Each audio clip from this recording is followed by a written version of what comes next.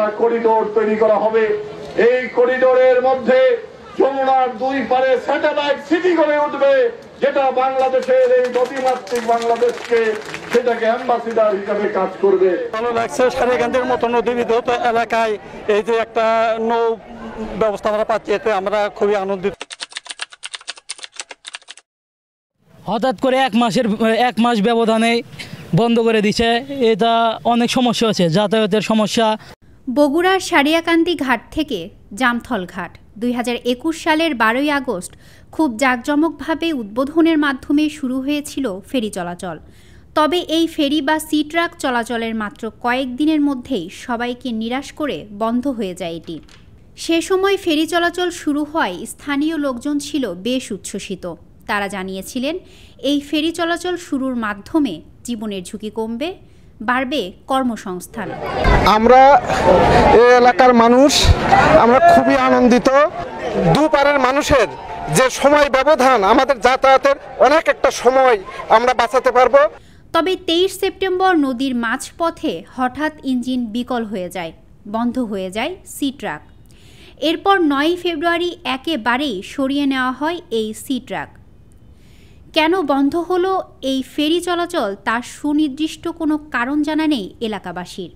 এমনকি কোনোদিন এটি চালু হবে কিনা তা নিয়েও দেখা দিয়েছে নানা প্রশ্নের। তবে উদ্বোধনের পর থেকেই ফেরিতে যাতায়াতের কিছু সমস্যার কথা উল্লেখ করে স্থানীয়রা জানান, নৌকাপথে যদি আপনার 1 ঘন্টা সময় লাগে, ওটাতে আপনার ঘন্টা দেড়েক সময় লেগে যায়, মানে একটা ছোলো, মানে স্পিড কম। আর নৌকাতে যোগাযোগ ব্যবস্থা তো কোনো বেশি ছিল, মানে ওই লঞ্চ ফেরি আসার পরেও নৌকাতে বেশি যাতায়াত করতো। তাও ওটাতে আপনার মনে করেন টাইম টু টাইম, মানে 10:30টায় একটা যাইতো, 2টায় একটা, আবার 4টায়, এই কন্টিনিউ 2টায় 3টায় 3বার যাইতো। আর নৌকাতে আপনার সবসময় যাওয়া যায়, রিজার্ভ নিয়ে হয়তো বা কম করে হলেও যাওয়া যায়। এ বিষয়ে স্থানীয় মেয়র মতিউর রহমানের সাথে কথা বলা হলে তিনি দৈনিক করতোয়াকে জানান, কেন বন্ধ হলো ফেরি চলাচল এই বিষয়টি তারও অজানা। এটি বলতে পারবে একমাত্র নৌ পরিবহন মন্ত্রণালয়। ধন্যবাদ আপনাকে। আসলে তো এটা এই সংশ্লিষ্ট বিষয়ে সংশ্লিষ্ট কর্তৃপক্ষ নৌ পরিবহন মন্ত্রণালয় যেটি চালু করেছেন, এটি আসলে তারাই সমতয় জবাব তারা দিতে পারবেন। যে নদীর যে গতিপথ, সি ট্রাকটা চলার ক্ষেত্রে একটি নির্দিষ্ট পরিমাণ পানি বা ক্যানেল দরকার, যে ক্যানেলটা দিয়ে নৌকা যাতায়াত করে বা সি ট্রাকটা যাতায়াত করে। এই ক্যানেল যে যমুনা নদীর গতিপথ এক এক বছর এক এক রকম, বন্যা হলে একরকম, বন্যা না হলে আরেক রকম। সো দ্যাট এই ক্যানেল পরিবর্তন হওয়ার কারণে সি ট্রাকের গতিপথটা হলো চেঞ্জ হয়েছে বা দূরে দিয়ে ঘুরে যেতে হচ্ছে, এমনটি বিষয়। তবে এই সি ট্রাক নিয়ে তার মনেও ভেসে ওঠে নানা প্রশ্নের। তিনি নিজেও জানতে চান এই ঘাটের মালিকানা আসলে কার।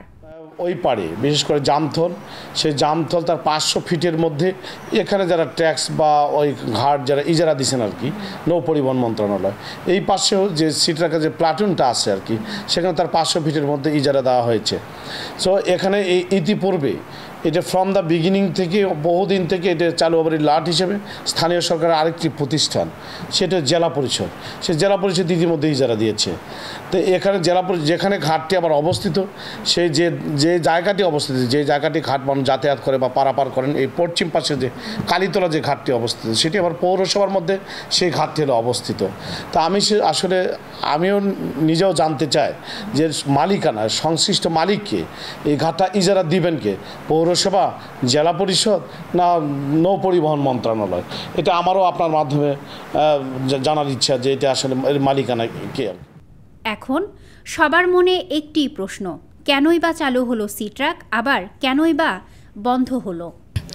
আমরা স্টুডেন্ট মানুষ, এখানে সি ট্রাক নামের একটা শুরু হয়েছিল, তখন ইনশাল্লাহ আমরা সি ট্রাকে যাতায়াত করে অনেক উপকৃত ছিলাম। কিন্তু হঠাৎ করে এক মাস ব্যবধানে বন্ধ করে দিছে, এটা অনেক সমস্যা আছে, যাতায়াতের সমস্যা, অনেক সমস্যা। যদি আবার পুনরায় চালু করা হতো, ইনশাল্লাহ সব স্টুডেন্ট সহ সব লোকজন অনেক উপকৃত হলো। আমারও অনেক ফ্রেন্ড যাতায়াত করতো। আমার একটা ফ্রেন্ড তানভীর ময়মনসিংহ ইউনিভার্সিটিতে লেখাপড়া করে, ওরাও যাতায়াত করতো। ওরাও আমাকে বলছে যে সি ট্রাকটা এটা বন্ধ হয়ে আসলে অনেক খারাপ হয়েছে, যাতায়াতের জন্য একটা ব্যবস্থা নেওয়া উচিত। আবারও চালু হোক এই নৌ যোগাযোগ ব্যবস্থা, সেই অপেক্ষাতেই আছে সারিয়াকান্দিবাসী। স্মৃতি সঞ্চয়িতা অর্থে, দৈনিক করতোয়া, বগুড়া।